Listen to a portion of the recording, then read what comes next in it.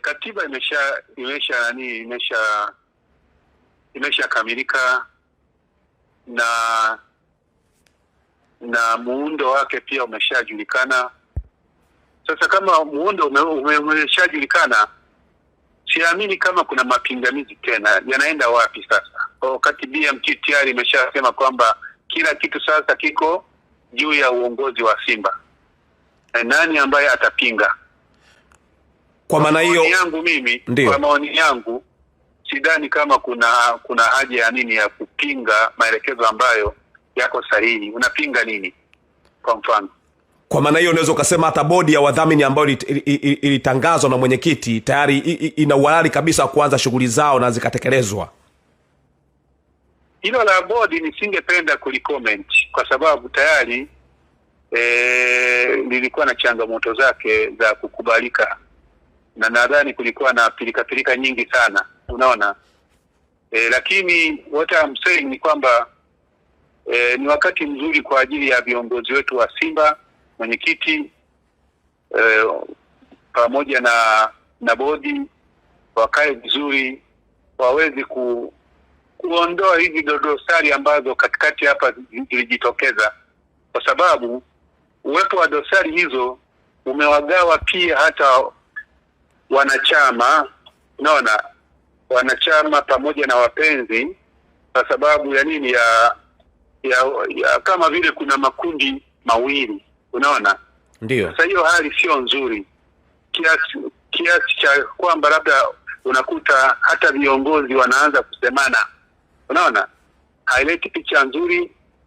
Tayari tuko kwenye ligi kuu, tunataka umoja na mshikamano. Na hata hao ambao kwa mfano kuna hawa nadhani ni watu ambao wanaitwa ni influencers, ndio. Kuna baadhi wameshagawanyika, wengine wako upande wa bodi, wengine wako upande wa mwenyekiti. Sasa hiyo sio nzuri.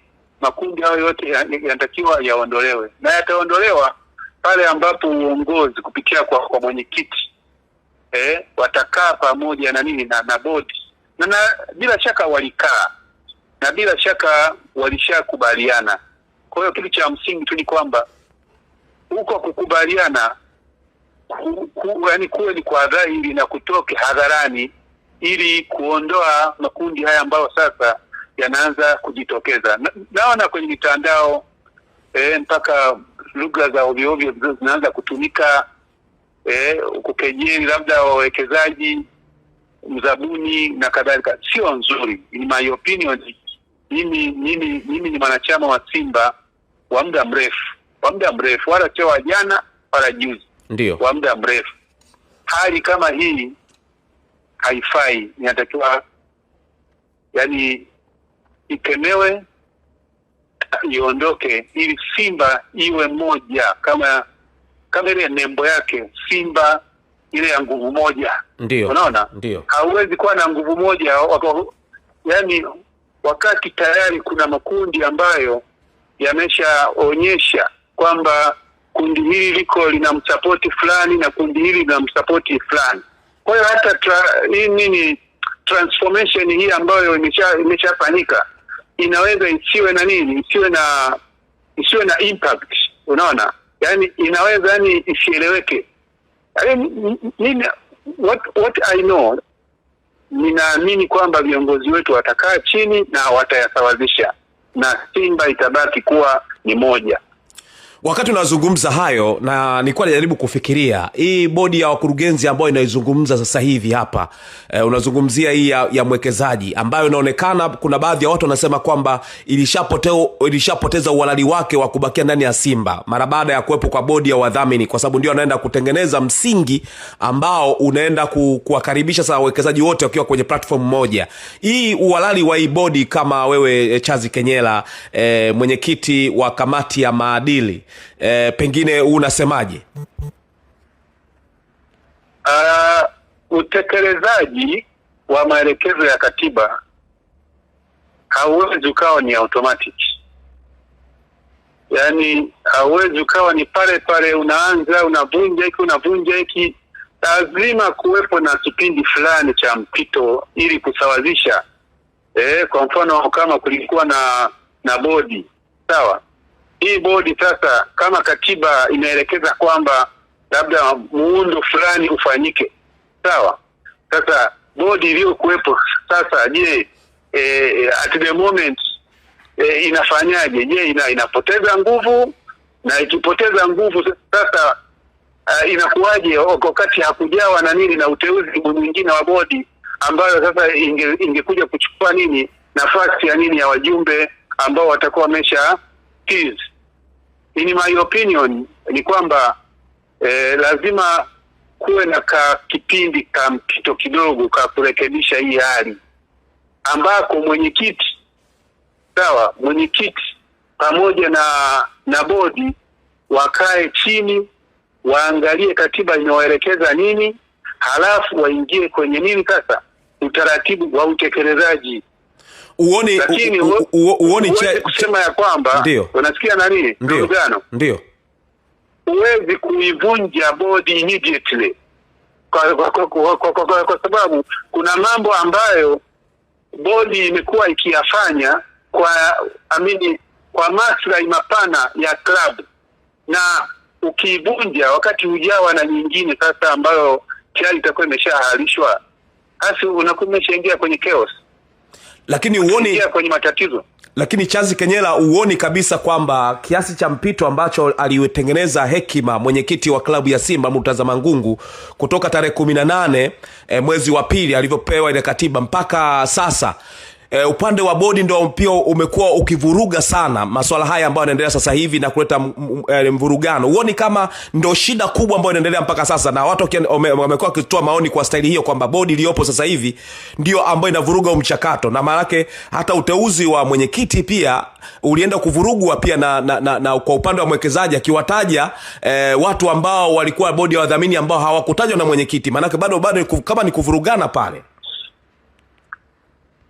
Yeah, of course, ni sintofahamu. Wakati mwingine kuvurugana huwa kunatengeneza, yani kunaleta hali ya nini ya kujenga, kwa sababu wakati mwingine mnaweza mkawa kimya, kumbe ndani ya roho kuna matatizo. Sasa pale ambapo kuvurugana kunaonekana, ni rahisi sana kuja kufanya nini, kuparekebisha.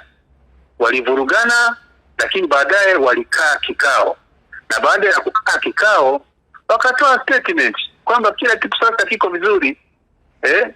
Kwa hiyo in my opinion ni kwamba kuvurugana huko pengine, mimi kwa maoni yangu siwezi kulaumu sana, kutokana na kwamba pande hizo mbili labda zilikuwa na hali ya kutokuelewana. Sasa katika kutokuelewana, si wakutane sasa ili waangalie kama kuna difference wazisawazishe, unaona?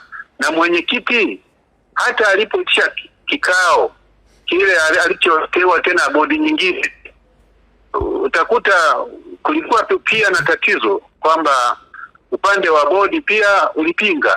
Sasa wanapopingana wao kwa wao viongozi, sasa kwa upande wa wanachama na wapenzi washabiki, mnakuwa kama vile wanatugawa, unaona? Kwa hiyo kwa kuwa walishakaa kikao cha kutengeneza njia nini ya kufikia mwafaka, mimi naamini yote haya yatafikia mwisho na Simba itabaki kuwa ni moja. Na kitu ambacho pia kinazungumzwa ni kwamba mkwamo mzima unaoendelea sasa hivi, kwa sababu hata akaunti za klabu ziko chini ya bodi ya wakurugenzi ya Simba ambao ndio signature wake ambao ndio wapo pale, na kukwamisha huko inatakiwa nguvu yote ende kwa mwenyekiti ambaye anaonekana anazibiwa nguvu pia na upande wa bodi. Na ndio maana utakuta statement ya mwenyekiti haiwezi kupewa nguvu ndani ya klabu ya Simba, ila ya Crescentus Magori ambaye ni mwenyekiti wa bodi ya wakurugenzi ndiye ameweza kana nguvu. Na katiba sasa hivi inapinga, pengine ile nalo unaliwekaje sawa, kuweka uzani sawa katika katiba sasa hivi ambayo inamtambua mwenyekiti kuwa na nguvu zaidi na kwenda kusimama kama bodi ya wakurugenzi kiundwa, maana yake anatakiwa kuwa mwenyekiti wa bodi ya wakurugenzi, lakini mpaka dakika hii haijafanyika. Naamini itafanyika. Naamini itafanyika kwa sababu katiba ndivyo ambavyo inaelekeza. na katika kufanyika atakuwa na sauti kubwa, lakini pia huwezi yani hata kama una sauti huwezi ukapuuza wajumbe wa bodi au maelekezo ya bodi. Sasa kitu kizuri ni kwamba lazima pande mbili hizo zikae chini wawe pamoja. Kwa sababu gani? Hapa tunajenga timu ya Simba, hatugombei. Sasa haya kwa mfano haya masuala ya account kwamba ziko kwenye bodi nini, huo ulikuwa ni utaratibu wa awali, kwa sababu hapo awali mwenyekiti wa bodi ndiye aliyekuwa anaonekana kuwa na nini na sauti kubwa, lakini kwa sasa maelekezo ya BMT ni kwamba mwenyekiti ambaye ni wanachama sasa ndiye ambaye anaonekana kuwa na nini na sauti kubwa, kutokana na nini na asilimia kubwa ambazo wanachama wanazimiliki.